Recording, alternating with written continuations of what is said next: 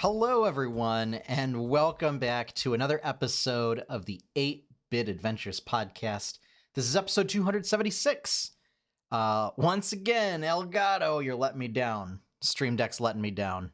It seems like every time OBS tries to update or doesn't update, it seems to break functionality in all of the cool settings that I have all set up for the Stream Deck. So I don't know where the fault lies.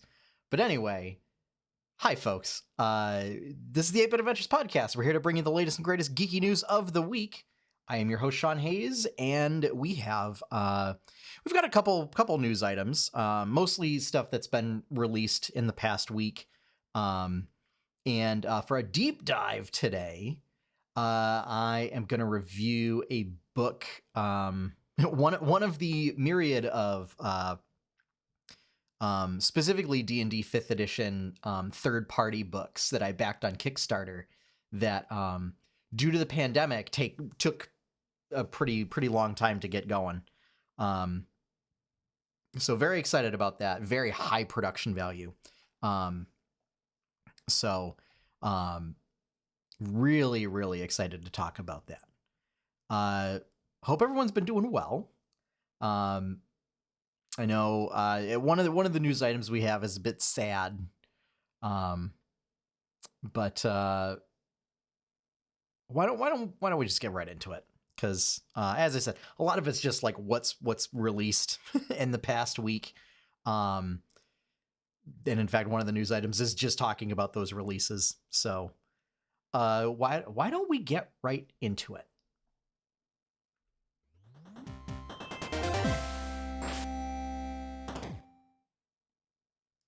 There we go. All right, so first up, Black Panther Wakanda Forever is now out in theaters.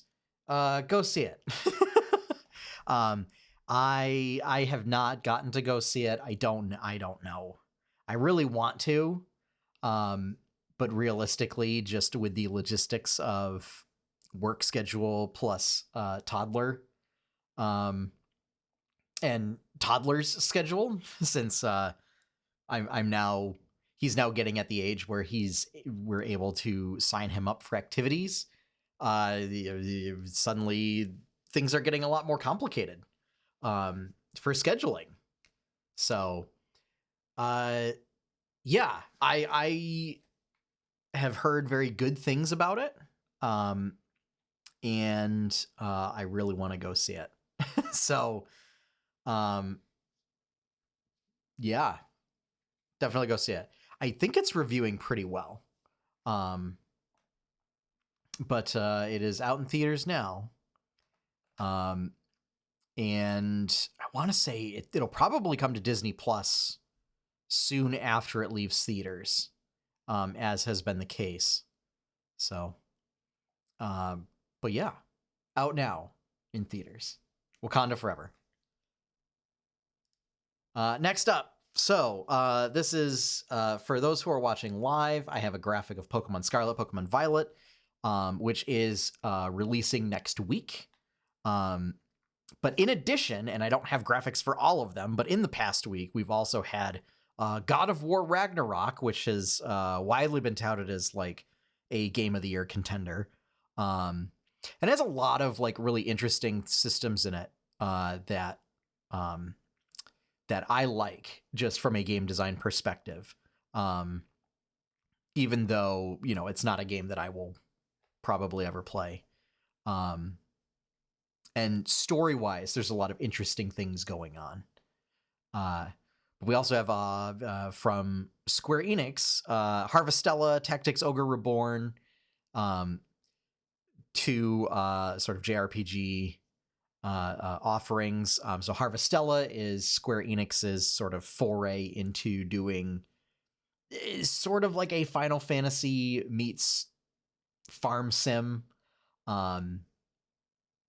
From, and supposedly they fixed a bunch of things from the demo. My hope is that's certainly the case, because I had mixed feelings, after the demo. It really felt a lot more like,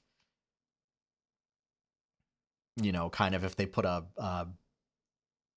farming mod into Final Fantasy 14 than like an actual farming sim. And that like really leaned into sort of this overarching story, like even more so than my time at Porsche, which like does have a story that you follow and you're doing building projects to like advance that story. It really feels like a sort of light JRPG game with a farm sim tacked on. And the Tactics Ogre Reborn, remaster of a classic, sort of the predecessor of Final Fantasy Tactics, so tactical RPG. Very excited for that. I had what was sort of a spiritual successor to it, Ogre Battle 64, on my Nintendo 64. Really enjoyed that game. So I would be very excited to pick this up. But I gotta finish Triangle Strategy first, since I have not finished that. And yeah, I'm so happy. I want all of the tactical RPGs, on Switch. I want them all. With the caveat of like if they're gonna feel sort of like a D&D-esque fantasy type game, or or be interesting enough, like because there's a bunch of sort of like mech warfare tactical RPGs, and I'm sorry folks, I don't like giant robots. I'm not a big fan of mechs. I'm not a big fan of giant robots. So that genre is not for me. But you put a nice job system in there with some skill tech tree advancement. Yes, please sign me up. And then next week, Pokemon Scarlet, Pokemon Violet. Question to you, readers, is which do you prefer? So Pokemon Scarlet is going to be all about like studying the past, and sort of primeval type stuff. And Pokemon Violet's all about like looking toward the future and studying like futuristic stuff. So interestingly enough, I think this is the first Pokemon game in which there are version exclusive professors, in addition to version exclusive Pokemon. And the legendary also serves as your mode of transportation. So I don't know if it will be a launch title buy for me. I might wait and see what the reviews are like. Although, it may just end up like every other Pokemon game and, the reviews are what they are. Where you find people who are very enthusiastic about stuff. I don't know. I'm a little worried about the jump to open world. Just like, there's a lot of stuff that I liked about Arceus, but Pokemon Legends Arceus still felt like an unfinished game. So I don't know. There's so much stuff. There's too much stuff that's come out recently. It's too much. I'm still working on my time at Porsche. And then World of Warcraft Dragonflight comes out in less than 2 weeks. Comes out on the 28th. So, and then the pre-expansion patch just dropped. The pre-release patch just dropped. So there's all sorts of pre-release content in there now as well, including you can make your Drekthir characters. So like there's a lot going on. And I still like haven't played Xenoblade Chronicles 3. So that's where I'm at. So given that, like even if I had a PS5, there's no time for me to play God of War Ragnarok. So I'll have to be content with watching streams of that and just, following the story on like wikis and stuff. Up next, here is our sad news. So for those who are unaware, Kevin Conroy passed away this past week. The legendary voice actor of Batman for the past 29 years, I believe. From the animated series all the way up through various animated films, video games, even played Bruce Wayne in some live action series that DC did. And really just kind of became sort of an iconic figure of Batman, and sort of the culture surrounding Batman. So definitely missed. This one kind of hits hard. So obviously, wish his family well wishes and condolences, and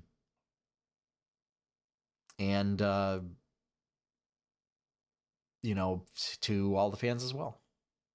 So definitely a rough one. So yeah, I don't really have much more to say about it aside from he will be missed. It was always a delight to see at like videos of cons and stuff, of doing like voice reads and things like that. And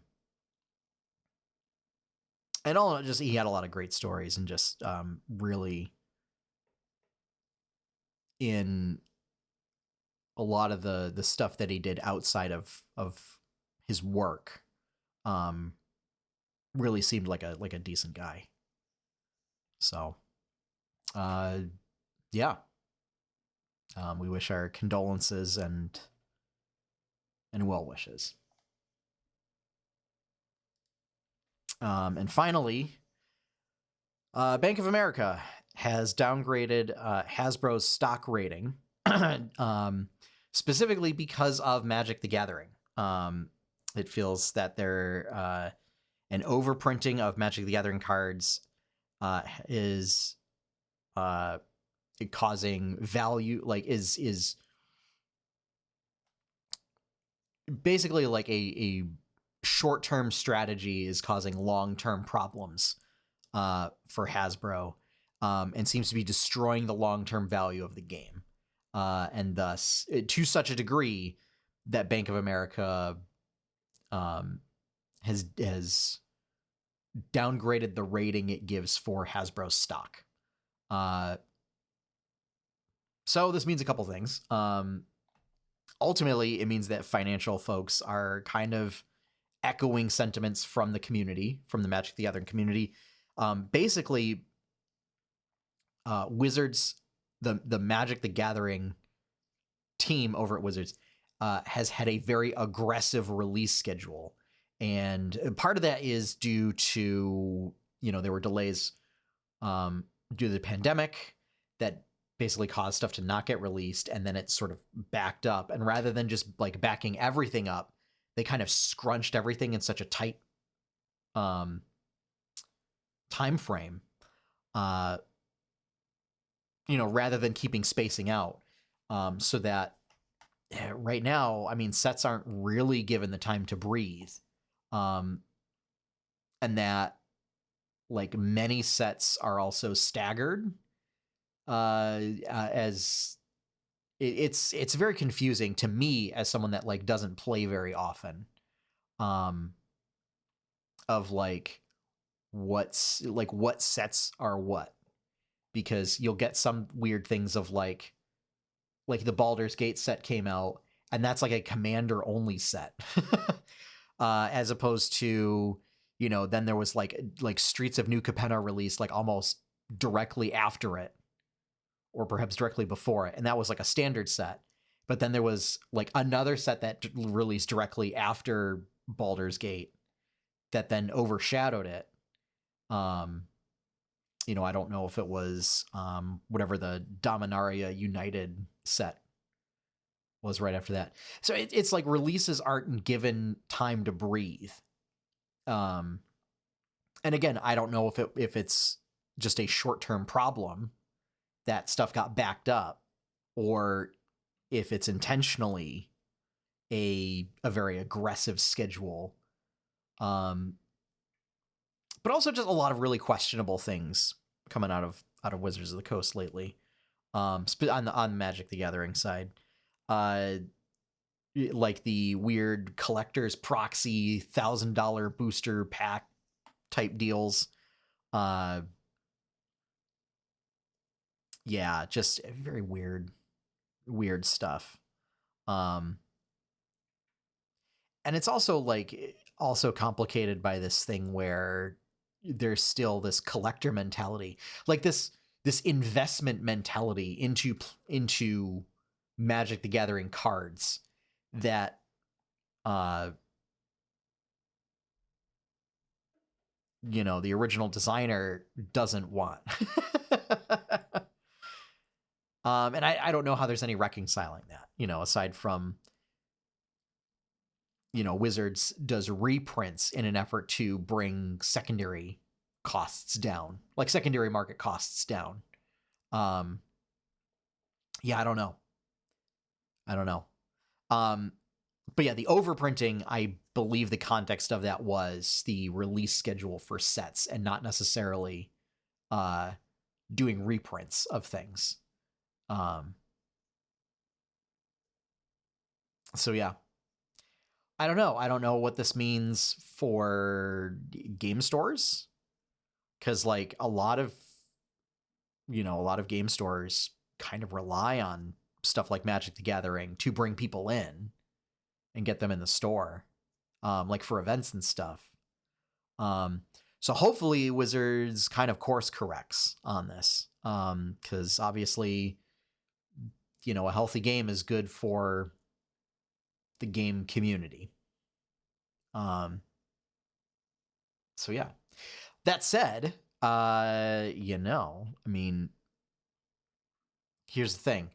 Like if the valuation of that stock goes down and then the price of the stock goes down, obviously if Wizards can course correct and you have belief that Wizards can course correct, like maybe now's the time to buy some Hasbro stock. Just a particular thought. All right. So that's going to wrap up our quick fire news for this week. So buckle up, everybody, because it's time to review Auroboros, Coils of the Serpent.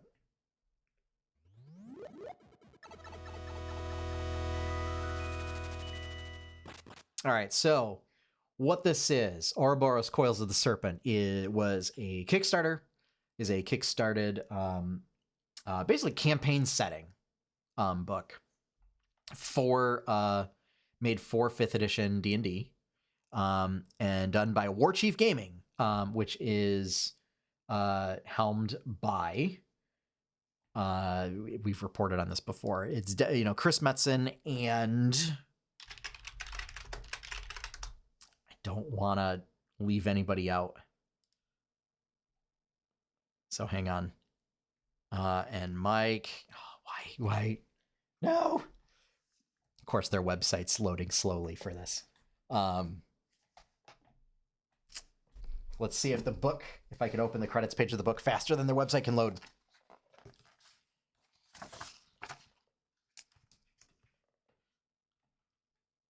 I believe, and it doesn't even list it. I want to say,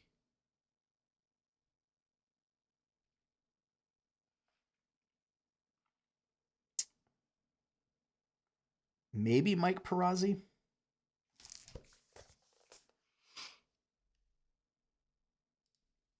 Because of course it doesn't list it on their website, because why would you do that? Just double checking here. I just want to make sure to give everybody credit where credit's due. But yeah, so I'm pretty sure it's those two. But Chris Metzen, former, I believe creative lead over at the old Blizzard Entertainment, is the sort of creative lead on this book and the lead author. This is a campaign setting that is essentially his homebrew campaign setting from when he was running Dungeons and Dragons games growing up. So this is sort of a passion project that has turned into a professional project. And I gotta say, folks, the production value on this book is phenomenal. So I have a bunch of other D&D books that have been kickstarted, and the production value is pretty good. But this is like, I think this is right up there with like Keith Baker's DM's Guild books in terms of quality, in terms of production quality. So it is a big old chunky book here. It's like 400 pages. So well worth the price. The artwork is a particularly high point. I was looking through the artwork and I'm like, man, you can really tell there's like definitely some like Blizzard DNA in this book, because it has like a very kind of Warcraft, Diablo sort of feel to it. A lot of the artists were folks that have done work for projects like World of Warcraft, Hearthstone, and like concept art with Blizzard. So definitely has that art style. So my art background of going like looking at it and being like, this reminds me of sort of that style. And I was doing some research on the art team and found that many of them are either freelance artists or either formally or do still work at Blizzard. And particularly doing stuff for a lot of folks working on Hearthstone, and doing the artwork for like the cards and promotional stuff there. And of course, the art's fantastic. Like it has very high polish to it. And it's an example of when you get a group of people, like a group of artists, who have all worked with a particular IP before that has a very specific sort of brand quality to it. It's very cohesive. Because sometimes you see in a lot of TTRPG books, like when you get a bunch of different artists, they have different art styles, and if it's like an indie project, or it's a team that like has a smaller budget, or if it's a particular like a kickstarted project, and they're working with the team, they may not necessarily have an art director for the book that is guiding everybody toward one style. And so you often might get like a bunch of different styles in the book. And I mean, that's also true of, like that was certainly true of a lot of like Wizards of the Coast books. I mean, even nowadays, there's definitely art that you can tell is by the same artist, and then art that you can tell is from different artists, and just very different styles in the same book. Whereas this one, it has like a very coherent, cohesive style to it, which I think, and it's not necessarily right or wrong, but for me, I think helps reinforce the tone of your setting if a lot of the artwork, even if it's by different artists, matches a particular style. It helps create like a visual language to the book. And it's often very difficult to do that with a team, unless they're used to working on a particular IP and sort of doing in that style. Usually when you see that happen, it's because like there's one person working on the art, and so therefore all the art looks the same. So yeah, but the art's gorgeous. This is a gorgeous book, right down to, the the typefaces, um, just the paper quality, a lot of the full page bleeds that they do with the typeface, like on those full page bleeds, is great. And just like the overall layout of the book is really good. As far as it being a campaign setting guide, I think it does a lot of great things. I think it does all the things that a campaign setting guide should do, which is it presents the world and informs you about the world. And it does so in a digestible way. Because oftentimes, like, there's, and I mean, it does sort of get into a lot of like the nitty gritty details. So that exists there for people that want it. It can get a very overwhelming if you're going to get down to that level of grittiness with your details. And I think it is a testament to the quality of the book that it does so in a way that does not feel overwhelming. So it breaks down factions, locations. I really like how it breaks down the information. We're providing like key points of interest. Like you're not getting, every little bit of detail about a particular nation, but you're getting, enough details that it tells you, why is this place interesting? Where are the interesting places in this nation? And what is interesting about those places? Like what makes them interesting? Then in the second section, you get all your player options. So, I mean, the main reason, like, let's face it, the main reason people want to pick up campaign setting books is what makes your campaign setting unique, not just narratively, but mechanically. Like, what sort of stuff are you doing with your campaign that you can't just do with a player's handbook and, a little bit of imagination? And one of the most important parts of this book, and in fact, the reason for the name of the book is there is we'll call it a system, even though it's, it's like 10 pages of, it's really like a narrative system that goes into the mark of the Serpent, which is the Auroboros. And so it is really different from how D&D does things, in that it is a free form. It's a much more loose narrative mechanic. So it's not like you're making a die roll and then doing like set prescribed effects, and then you like roll, damage dice or anything like that. Much more narrative.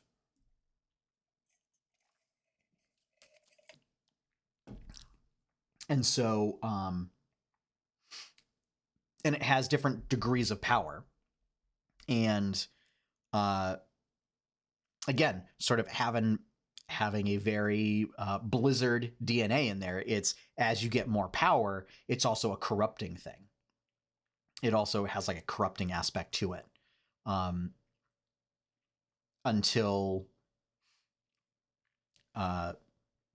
so that like as you're gaining the benefits of this greater and greater power of being able to just affect the world, like impose your will on the world around you in a magical manner, it is also eating away at you until you, if you pursue the power to its fullest, it is all released in like one big, potentially cataclysmic display of power in which you are fully consumed and become one with like the world and the cosmos, and sort of are essentially reborn in that manner. But yeah, what I like is there's later on talk in the final section, which is about how to run adventures in the book, which I think is great. There's a lot of the campaign guides that like Wizards of the Coast produces, they have like little adventure hooks for their campaign settings. And they might do like an introductory adventure, but it's not really the case of like they talk about like how to run an adventure in this setting. It's often, just assumed that like you'll read the Dungeon Master's Guide and then like here's a couple prompts to throw your way. This like kind of takes a lot of the stuff that you would find in the Dungeon Master's Guide for 5th edition and kind of puts it in there. So things like what are various things that you might encounter in various locations or types of locations or terrain. It has a bestiary, it has magic items. Definitely a lot of, again, I'm going to repeat that there's a lot, like if you're a fan of either Warcraft or Diablo or StarCraft, you're a fan of D&D specifically, I think you'll really enjoy this book. A lot of the bestiary you can look through and be like, oh yeah, this is like this thing. Trying to think, for example, like Flesh Reaver are goatmen from Diablo.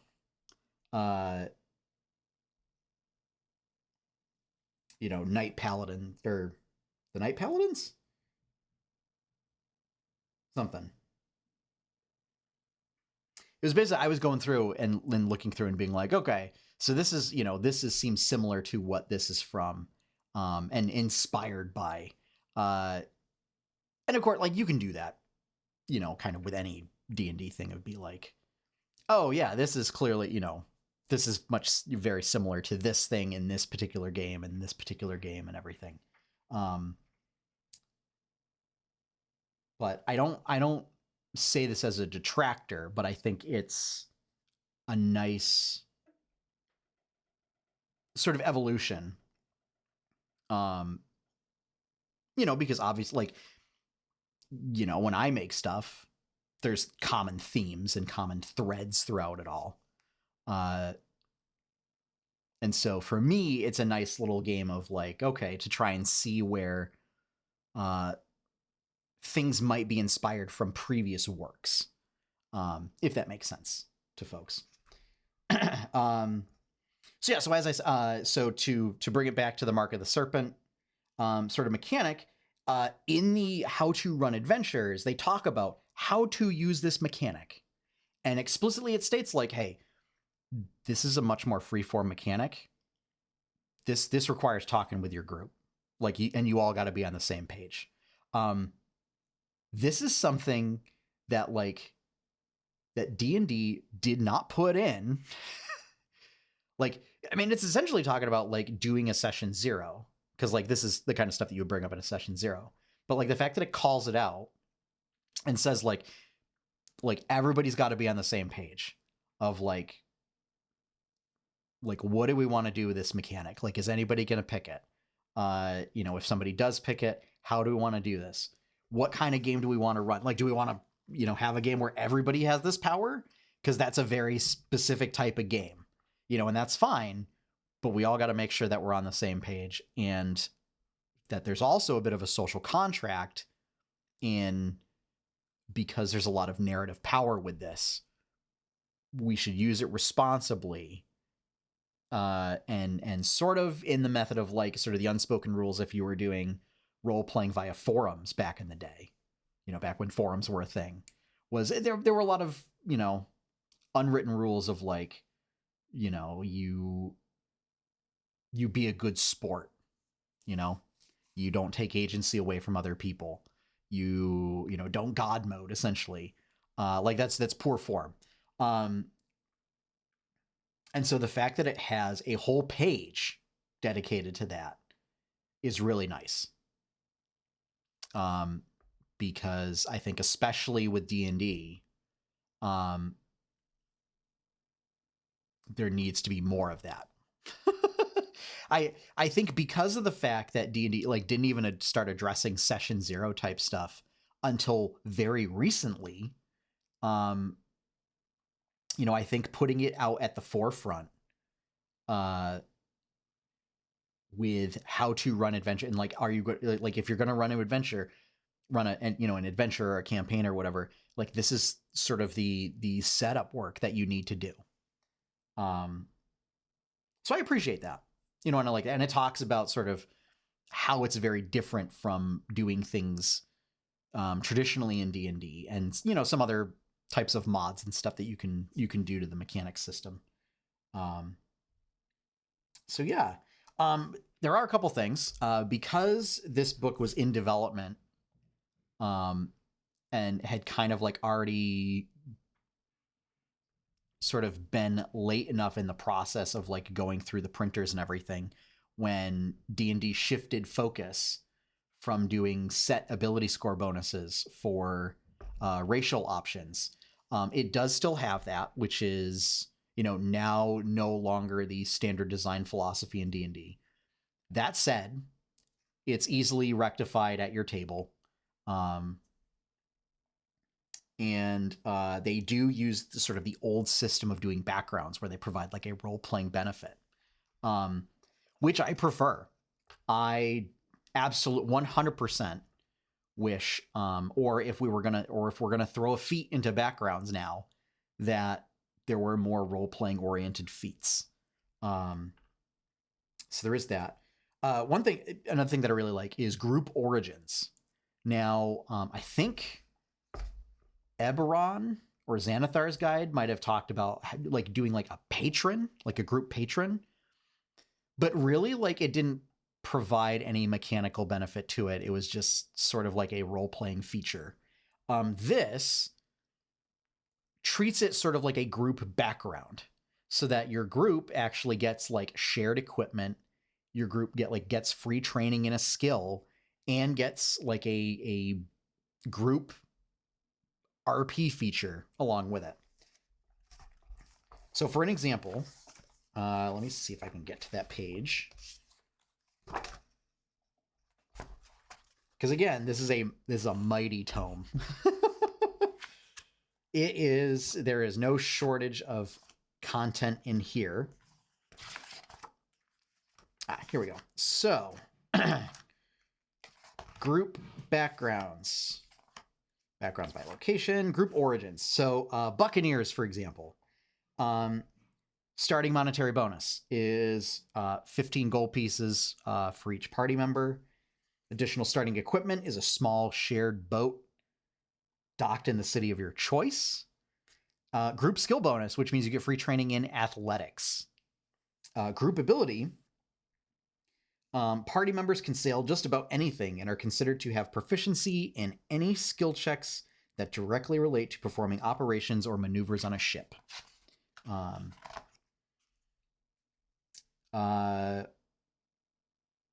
Okay, so, they're a little more crunchy than, some of the benefits of backgrounds.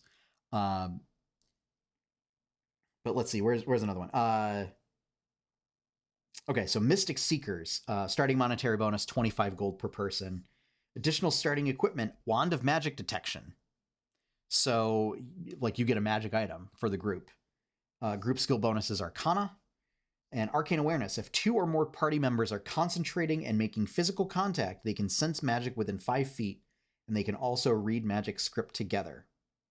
So this is an interesting one, right? So you might think it's a little overpowered because it lets you sort of detect magic at will within 5 feet, and also allows you to like read magical script. But like you have to be in physical contact and concentrating with another member of your party. I think that's really cool. Like it's a really neat role-playing aspect to that ability. And I wish D&D did more stuff like that. So I'm like, I love these things. And I love the fact that it gives your group a cohesive skill set. You know, to say like, okay, like what do we do as a group? Like, what are we known for? And, you know, kind of giving them like a group benefit for that. Like a bit of, you know, to help reinforce a group identity. Now I said, you know, thinking about parties that I've been a part of,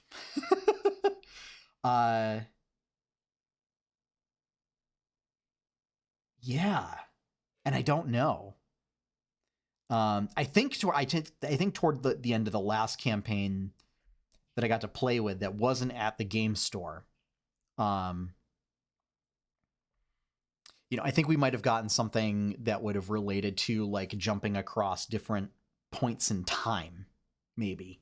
Or something weird, you know. I mean, the one that I'm in, so the campaign that I'm in now at Purple Dragon Games, is Spelljammer. So I mean, so right there, like there's an identity in there. So it would be very close to like the Buccaneer one. So I think that is, I think it's a great mechanic, you know, and I would love to see more stuff to give the group like a cohesive benefit. And a thing that like encourages the group to work together, particularly because there are so many times when there is like intra-party conflict, like interpersonal conflicts in the party. You know, and I've had it in my groups before where it's becomes a problem when you kind of ask like, why is my character still adventuring with these people? Like, if there's plenty of other adventuring groups, and this is also a problem of like campaign settings that canonically have like all sorts of heroes in them, like Forgotten Realms. If there's plenty of adventurers out there, why am I stuck with these people? And if that's a question that your character sort of keeps asking, or like, why is my character still adventuring with these people when they could just join another adventuring party? You know, that kind of warrants a conversation with the group. To be like, why are we doing this thing? You know, and why is the group doing what it's doing? You know, and trying to figure it out. And you can either, you know, have that conversation out of character, you know, and kind of talk it out as a group, you know, and whether you kind of make a decision out of character, or you decide like, oh, why don't we figure it out narratively? But I think the group origins help alleviates that and kind of tells you like, this is what your group identity is. You know, and I think it's totally fine to develop that. And then once you've figured that out, even if say you're 7 or 8 levels into your campaign, then you apply it. You know, you could have it be as a, you know, for those of you who are really big on 3rd edition and you miss your prestige classes, maybe that's a way of doing a group prestige class, essentially. You know, and have it be like requirements for doing a particular group origin. You know, you could do it that way. So yeah, all in all, very happy with how this book came out, despite my name not being added to the Kickstarter credits. A little sad about that. There's a very pretty, although I don't know if it's a very practical character sheet in the back. It's got a lot of artwork in it. And my personal feelings tend to be that overly pretty character sheets tend to detract from the use of character sheets. So, but yeah, a lot of very, very strong sort of Blizzard IP DNA in here. I think there's a couple things which, I might raise an eyebrow at, because I don't know if sort of proper consultation was done. Like, there's a kind of a shapeshifter racial option, that I'm not sure if it kind of leans a little bit into sort of skinwalker type mythos. But it's something where I don't know. And I'm not necessarily saying it's poorly done or not. I don't know. It's one of those where I know enough to get me in trouble, but I don't know enough to how to fix the problem. But yeah, all in all, it's a really neat product. And it's just like, even if you just get it for like the artwork and the design layout, it's gorgeous. It's a gorgeous book. And the setting, I didn't even talk about the setting. So the setting is called Lawbrand. And what it's a collection of is, sort of like in the same frame as the Sword Coast. It is a collection of independent, free city states. Sort of a post-apocalyptic, high fantasy setting, where basically there were previous bearers of the mark of the Serpent that unleashed its potential, and kind of created a cataclysm that the world is recovering from. And in the world's recovery, there's found a sort of newfound unity among peoples. And so it kind of pushes this idea of like kind of collectively rebuilding after a great tragedy, and using that as a unifying force. So I do like that. I like that messaging. And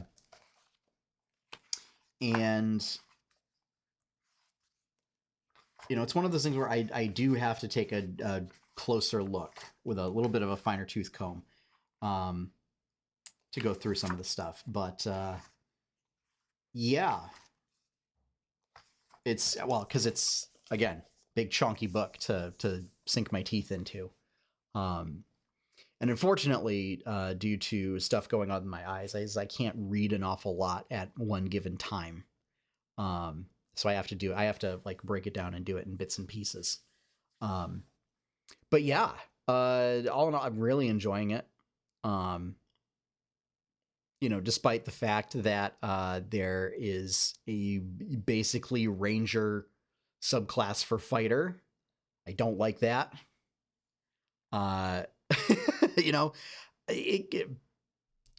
That's just my personal feelings on it. Like, obviously, there's design space to do it in 5e. And the way they kind of set it up is like Eldritch Knight, but make it Druid instead of like an arcane type thing. It's just, like the niche that they talk about in the lore is like, well, I would just play a Ranger if I wanted to do that.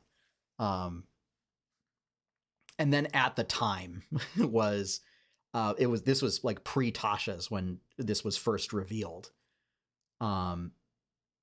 So it also had a little bit of like okay, so we're really just erasing being a Ranger, because now it's just, well, I'm gonna pick fighter, and then I'm just gonna tack on Ranger stuff that, like, are the things that most people don't tack on when doing Ranger stuff, like spell casting and stuff.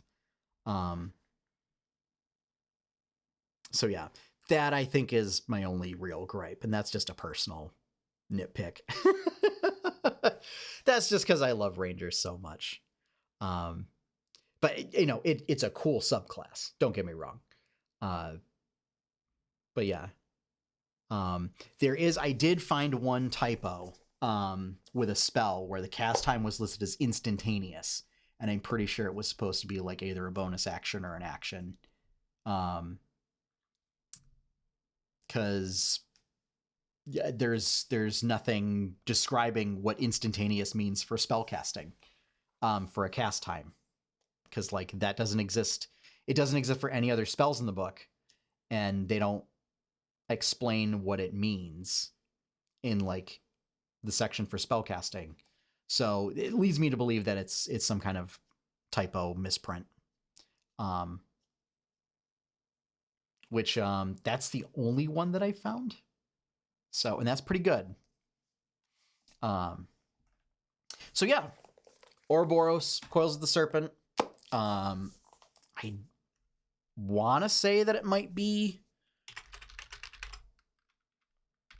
available? Question mark. I know the Kickstarter wrapped up, and so they've been shipping out. Okay. It just became available to purchase yesterday, November 15th. So yeah, Driz in the chat. Group keeps talking about how to better give the Ranger a stronger mechanical identity, either bake in the animal companion and make it full monster tamer, or make it a trap specialist, play up the environmental control. I think you go the World of Warcraft route and you do both. Like, I think animal companion versus, but you really play up the exploration aspect of it and using the environment to your advantage. And I think that's something other games have done. And D&D, just for whatever reason, just kind of throws it in with spellcasting and calls it a day. And it's like, I mean, technically you're right. However, it kind of means that they don't feel like they have their own identity when it's just, druid light, but can also do fightery things. So I think, and I think it's always going to be a constant battle too, of trying to figure out how to make it its own identity. Especially when, there's things like scout rogues or, arcane archer fighters, because that also kind of treads on the ranger archetype a little bit. So, but yeah, so this book is available. There's also a companion novel that is also currently available.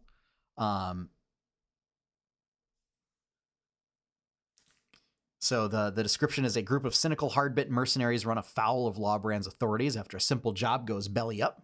Desperate and on the run, these ragged outcasts find safety and belonging in their unlikely partnership. Always barely one step ahead, they cross paths with the Children of the Sun, a powerful new faith movement that seeks to topple Lawbrand's ruling church and purify the trade cities by fire. So these are also things that are present in the campaign guide. Children of the Sun is kind of presented as like a sort of antagonistic sun cult. But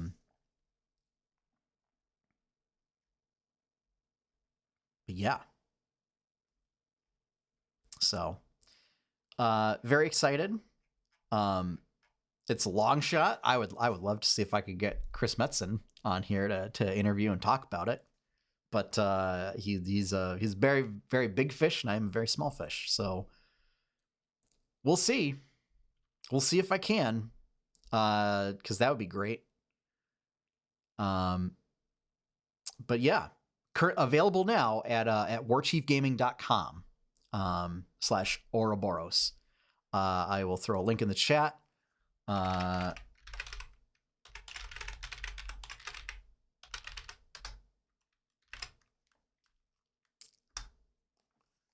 And I will put a link in the description for the audio podcast as well. So I'll put it in the notes that are in the description for every episode. So that's gonna wrap up my my review. I'd highly recommend, even if you're just in it for the artwork and the page design, get yourself a copy. Actually, let's see. Oh, okay, so it just takes you to Amazon. Hardcover price, $52, which is basically the price of a standard D&D book. And I can tell you right now, folks, the value that you get out of this book is like 3 times the value you get out of a Wizards of the Coast produced D&D campaign setting guide. Yeah, it is really like just by virtue of page count alone. I mean, like you compare it with, I don't know. I don't know what the biggest D&D book page count wise is. That's not one of the core 3, because obviously the Monster Manual is probably the biggest one. But, yeah, I mean this, and just when I was looking through the information that they had on like various locations and various factions, and the kind of in just the little tidbits and snippets they had, way more informative and way more useful to me than what's in like existing campaign settings. Like the factions alone, they do like 2 pages for given factions, and that's like way more information than you get for the various guilds in Guildmaster's Guide to Ravnica. So, all right.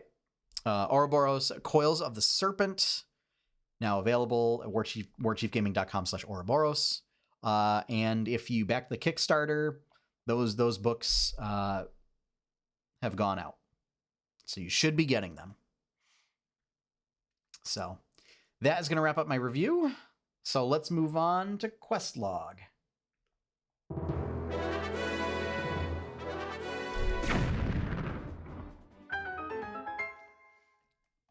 Questlog is where I talk about what has been on my to-do list, on my geeky to-do list, and set a new geeky goal for the next week. So, because the next week is Thanksgiving, there will not be an episode, so this will be for the next 2 weeks. My goal is to start working on comics again, like and actually updating the comic. But to do enough that I have a 3-week buffer. And my goal is to try and get back in the swing of things and really like ramp up so that I have like a nice big buffer, in case I need to take a break again. Because I have gotten emails from friends and fans asking like, hey, everything okay? Comic hasn't been updated in a while. And it's like, I mean, things are fine. Just I've had some health problems. We moved, and so just a big disruption to our routine. And I gotta say, just with everything that was going on, I just didn't feel it creatively, and as much as I would like to say that it's my day job, it's not my day job. And so, I also, I have to think about my mental health and be like, I'm not going to force myself to do it, and then risk like hating it. With the understanding that, obviously, I'm also not owed an audience, for when I do put out stuff, by any means. So, but goal is to get back on the saddle, get stuff going, and build up a nice backlog. So that way, then if I do need to take a week off, if we go on vacation or something, there's still content going out. So, in theory, I would love to be able to do that with the podcast, but that would mean also like doing evergreen episodes, with like interviews and stuff, and keeping them sort of in the can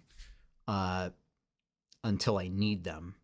And I don't necessarily have the throughput to be able to do that on top of getting a show out every week and doing other stuff.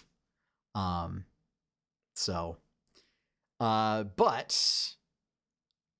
said last episode, which is 2 weeks ago, that I would complete the 8-Bit Adventures Chapter 1 book cover. I'm pleased to say that I did do that. And I've also completed the book. So my advanced copy should be arriving at the end of this week. If, once that arrives and everything looks good, I'm going to just give it a once over, have some other folks look at it, see if any changes need to be made or anything. I mean, there's only so much that I can do because like the comics exist already. So it would mean also having to go back and like re-edit the comics and re-upload those edited comics. So there's not really a whole lot of editing that can be done. But once that's done, they'll be available for sale. So I'm very excited about it. It's and the fact that I hit my goal of getting it done for fall. Yeah. It's bewildering. And I'm sure it will hit me when it's actually in my hands. But I'm very excited for it. It because it is self-published, it's self-made, self-edited, self-published and everything. We're not talking, this is not going to be the next Sandman or Watchmen or anything like that. Like, this is not a great literary masterpiece. However, I would like to think that it's an enjoyable read, for folks, maybe middle school up. And just a fun little story. So that will be available. I still am trying to tweak the price and everything. I think I have settled on it will be available for $15 plus shipping. Because that is where I'm getting dinged on. So once I do the look over and approve everything, I will start taking pre-orders because it is print on demand. And so what I'm going to do is take pre-orders, and then I will put in just a big batch order, and then I will send them out to everyone. So keep on the lookout for that. Keep on the lookout on social media channels for that announcement. But it's coming. The day's actually here, folks. And I'm looking forward to it. So, and you know what? Normally I do this for the outro of the show, but I'm gonna thank you to everyone who listens to this podcast, who has supported the comic at any point in its lifetime. I could not have done it without your help. And whether it's, whether you were a patron on Patreon, whether you're, a Twitch subscriber, whether you listen to this podcast, whether you were an OG and you were going to Facebook, where I believe I was originally posting the comics, like way back in 2008. And then to Weebly, and then, finally got, 8-bitadventures.com running in 2010. If you went all the way back then, thank you. And just in particular, shout out to WoW guildmate Flo. Just for the fact, and it sounds absurd, but like, we made a deal one time of he would pay me an in-game gold in lieu of, like, we figured out what was the price of a WoW token at the time and how that translated into the price of like a month to month thing for patron on Patreon. And then he gave me that amount in WoW gold. So just there's a shout out for that, of just, creative solutions to things. But yeah, thank you everyone. So that said, that is going to wrap up the show for this week. So if you'd like to see this comic and my other work, you can check out 8-bitadventures.com. Over there, I do post the VODs for this podcast, as well as my comics, my artwork, and all that stuff. If you'd like to support it, the best way to do that is to become a patron over at patreon.com/8bitadventures.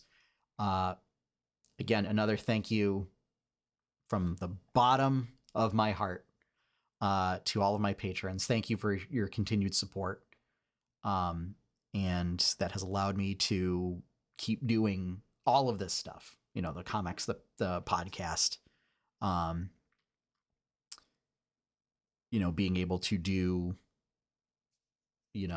sort of some homebrew D&D stuff that, like, hopefully publish someday. And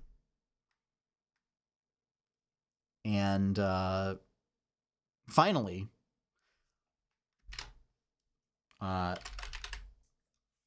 last but not least, certainly, is thank you to Professor Shy Guy for letting us use his track One Up as our opening theme for the past 276 episodes. Check out his work over at professorshyguy.bandcamp.com. He's great. Go check his stuff out. Chiptune artist.